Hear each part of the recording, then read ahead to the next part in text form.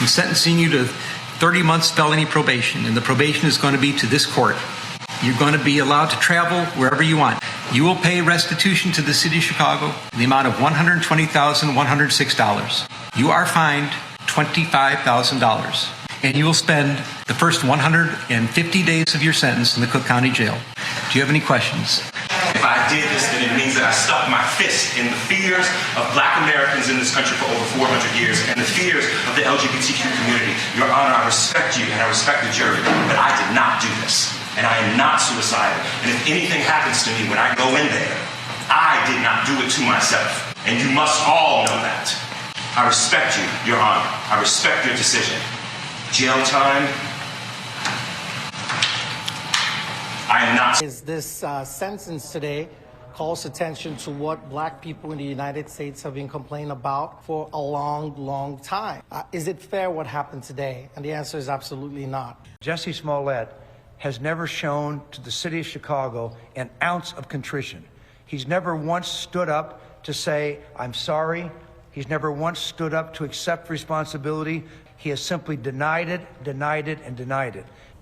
He's in jail for 5 months. That is unacceptable. Attorney Kim Foxx tonight with a scathing reaction to the sentence in an op-ed that was indicted, tried, and convicted by a kangaroo prosecution in a matter of months. This was all intentionally planned to punish someone because they don't agree with the demographic or they don't agree with his politics.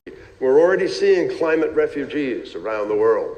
If you think migration has been a problem in Europe from the Syrian war, or even from what we see now, where do you see 100 million people for whom the entire food production capacity has collapsed? Up 7.9%. The Biden people are blaming it all on Vladimir Putin. Do you agree with that?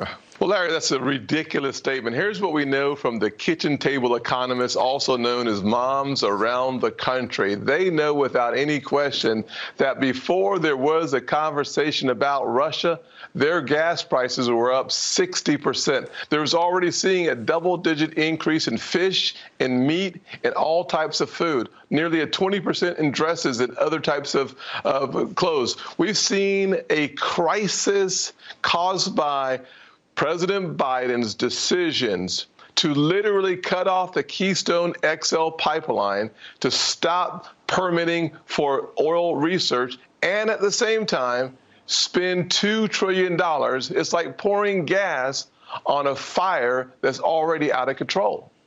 It's his fault, not somebody else's. You can just take energy out, excluding energy.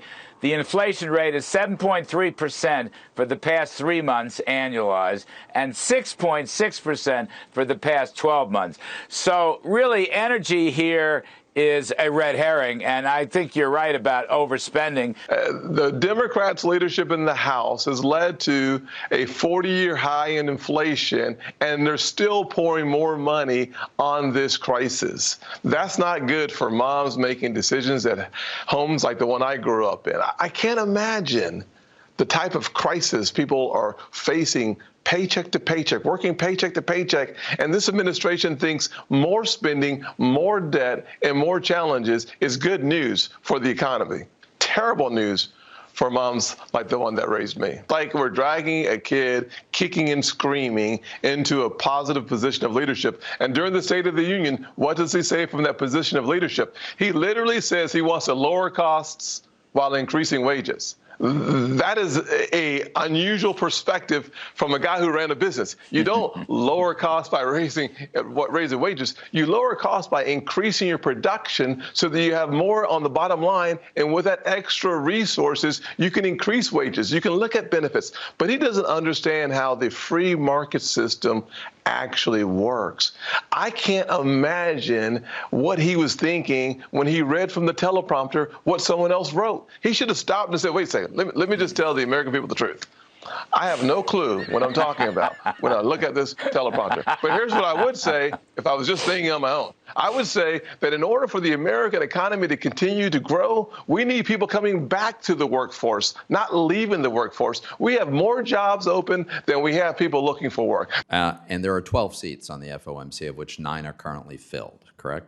Actually, there are as many as 19 participants, but you're right, there can be 12 voters right now. So we have right now 16 of the 19 seats filled or 9 of the 12 voters. Okay, so the FOMC is today, right now, fully capable of determining monetary policy, and the Fed as a whole is fully capable of implementing that policy right now. Is that correct?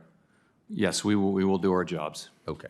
I know that you're going to say that Republicans on the banking committee should just get back to work and allow the entire slate to go forward, but the president also said during the State of the Union that these nominees were crucial to the fight against inflation. Like, why not take the 4 out of 5? I know you give a little bit of a preview of what I might say there, but one, we don't have any change in our approach or policy here. The committee should hold an up or down vote on all 5 nominees.